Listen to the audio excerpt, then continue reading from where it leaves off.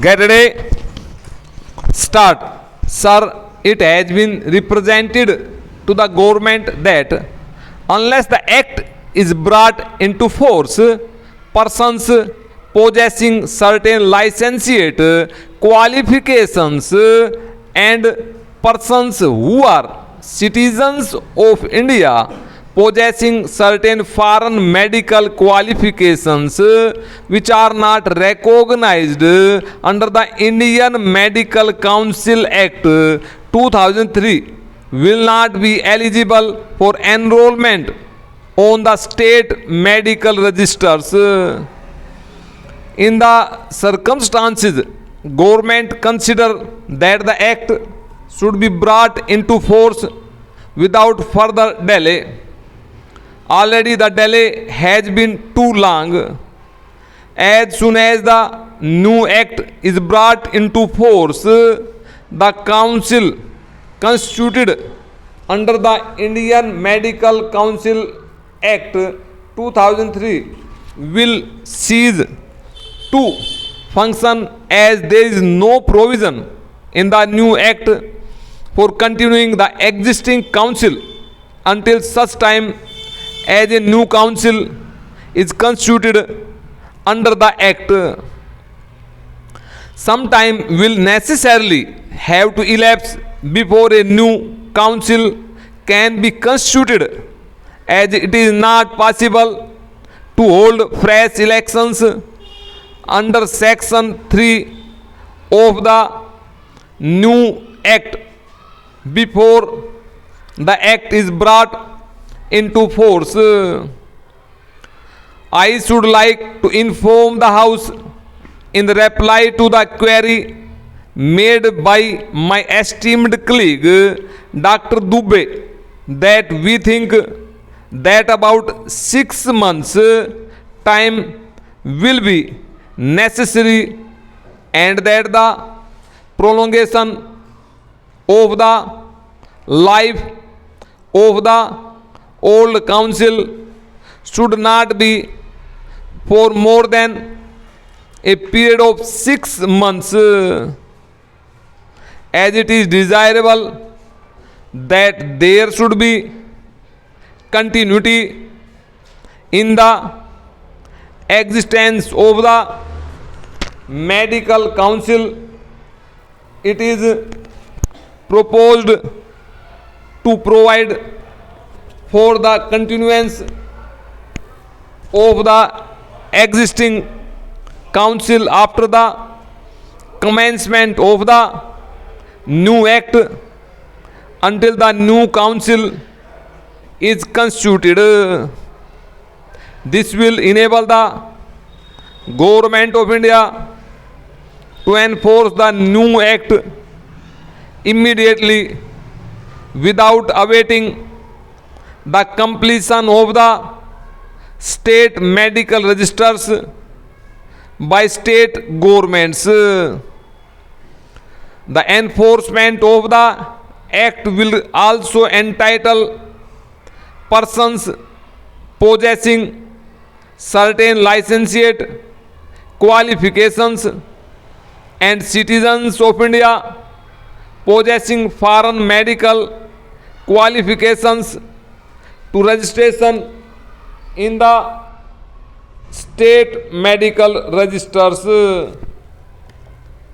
Sir, when this bill was being considered in the Lok Sabha, the members who participated in the debate in that house thought that in view of the fact that the licentiates will get representation under the new dispensation, it should also happen that they get some representation on the Indian Medical Council as at present constituted, so that they need not wait for having the representation in the existing medical council, whose life will expire immediately the new council comes into being.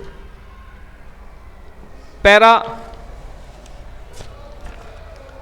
Sir, actually speaking, I feel that perhaps we might have come to the parliament earlier, but in a matter of this kind, where the cooperation of the states is entirely necessary, we cannot simply ignore the request for extension of time. We therefore waited, but then there comes a time when we can wait no longer. I think, sir, it should be defeating the purpose of the new act if we were to wait any longer. Therefore, we have come up with this enabling bill so that the Indian Medical Council, as it existed under the old act, will get out of existence immediately this bill is brought into force, and that will happen immediately after the present bill receives the assent of the President. Now, I do feel that really there will be no difference of opinion about this amendment, which is absolutely necessary.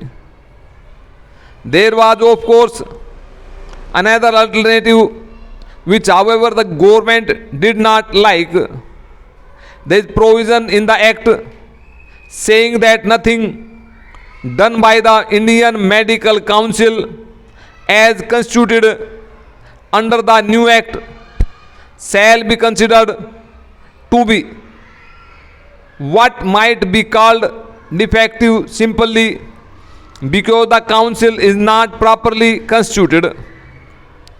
Under the provisions of that particular section, we could have just been content to go ahead with nominations where nominations are to be made and gone on with the Indian Medical Council. It would not be complete but deficient in respect of the members to be elected on behalf of certain interests. But rather than do that, we thought that it was proper to have the Indian Medical Council in a proper manner to prolong its existence rather than take recourse to an expedient which was not satisfactory. Mr. Deputy Chairman, sir, nearly a year and 8 months after the passing of the Act, the Health Minister at last comes and puts forward this amendment to the original Act to enforce the original Act. It took nearly 2 years for them just to think of enforcing it.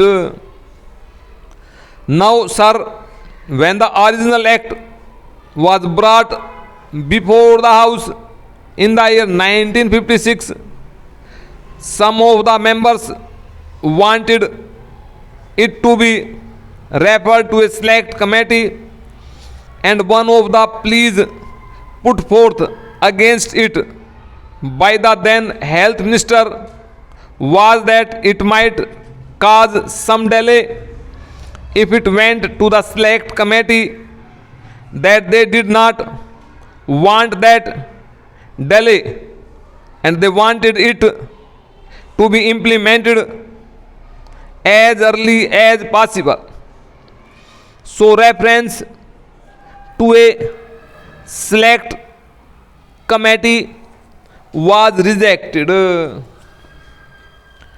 It is curious, sir, to find that they have taken nearly 2 years to think of an act.